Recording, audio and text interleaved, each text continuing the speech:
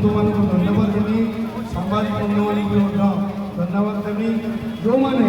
आयोजन कर ढेर सारा अभिनंदन सहित आम समस्ते जानी 1942 मसीहा तो कौरव आमर जो जो स्थिति तैयारी होता पुअटा आधार करके आम देश स्वाधीन आरंभ होता 1947 मसीहा आज जो मैंने आम देश को स्वाधीन आनी आम से महापुरुष मान निश्चित आजिका दिन मन पकेबा आवश्यकता अच्छी से जो कार्यकलाप जोपरी भाव में आम आज स्वाधीन भाव में बुली पार्चु स्वाधीन काम कर निश्चित से निश्चित से मनुष्य पूजनीय एवं से आम सब मन पकेबा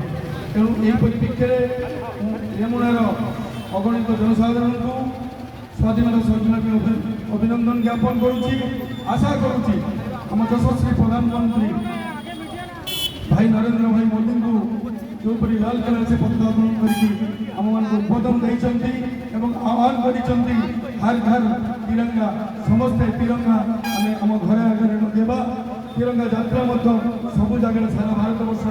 होता बेले आम रेमुणार समस्त जून आम आशा करी मोर विश्वास रो जातीय पताका को आम सब सदा सम्मान दबा आम से प्रतीक जातिर प्रतीक अच्छे आम के सम्मान करवा ना आम घर आगे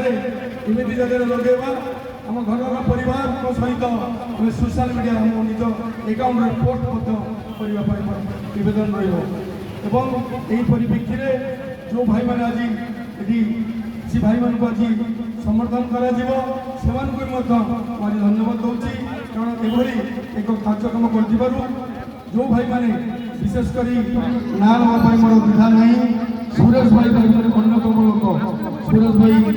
जो कार्यक्रम कर माया भाई सरोज भाई जो भाई मैंने समस्त ना नहीं पाना निश्चित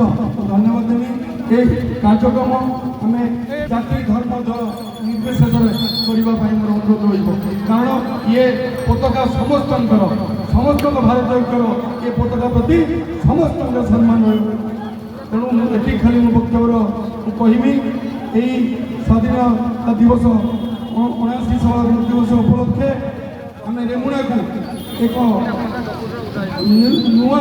नूतन बालेश्वर भाव में गढ़ी तोड़ापी समस्त आम संकल्पबद्ध हवा कारण नुआ बालेश्वर ये आवश्यकता अच्छी आम बालेश्वर एक पर्यटन स्थल कम ना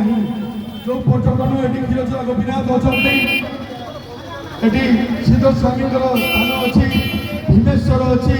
कनक दुर्गा मंदिर अच्छी आमर त्रिवेणी अच्छी आमर ये पंचलिंगेश्वर अच्छी चंद्रेश्वर अच्छी चांदीपुर अच्छी आम ये